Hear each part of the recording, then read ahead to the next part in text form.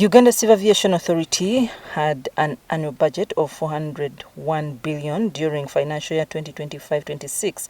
However, collected 346 billion and their total expenditure by end of the financial year was 321 billion shillings. Officials attribute this gap to the Iran war and Ebola epidemic.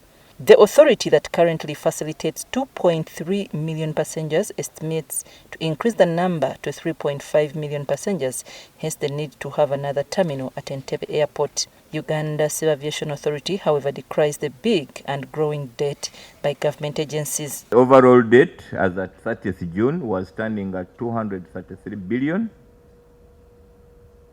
from the different government agencies, and notably the government debt at 91, and this 91 billion, the biggest amount is from the UN. One is Uganda Airlines debt, which stands at about 90 billion.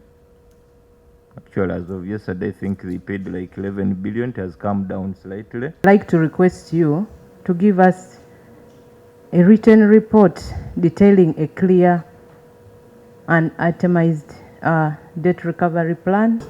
Why should Foreign Affairs owe you money and Minister of Works and they don't pay, and you continue giving them services? Please put up a good case. The chairperson of the committee, Mwine Mpaka, wanted to know the strategy UCCA has for revenue collection, since they rely on funds they collect from passengers. The dependence on aeronautical revenue is at 80%, and I'm happy you realize that this is a problem. The non-aeronautical is at 21%, the revenue dependence. Can you give us a strategy? Because rightly, like you said, it's going to have an impact, or it's going to put pressure on our travelers. The cost of a ticket, what strategy do you have? Member of Parliament, Bukoto Central, Sebamala Richard, asked to be updated on the presidential directive to discontinue 152 UCCA staff who were there illegally. The Deputy Director General, UCCA, Olive Birungi, Lumonya, said they dismissed 89 staff on issues of forgery of academic papers.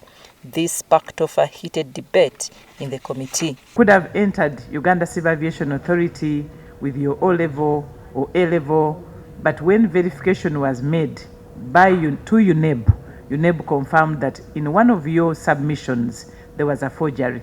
Either you used somebody else's qualifications or you changed two subjects.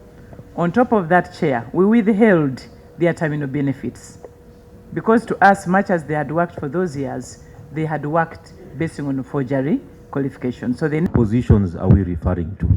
Because if you have an air traffic control officer who is not qualified, then this is really a very serious issue. Did you submit them for to the appropriate body for prosecution over their action? Aviation, you are managing the lives of Ugandans and other people. So now, Mr. Chairman, if it doesn't break our rules, we are going to ask for the qualification from MD. Yes. And how you got recruited. How did you enter Civil Aviation Authority? Following the forgery, the entire Civil Aviation members of staff have been verified. The verification has been at UNEB and has been at all the universities, whether in Uganda or outside Uganda, and that report is available. Other issues discussed were infrastructure development and state of regional aerodromes, including the readiness of some for Uganda to host 2027 AFCON. I'm Nafka Farid and Gloria Binji at Parliament.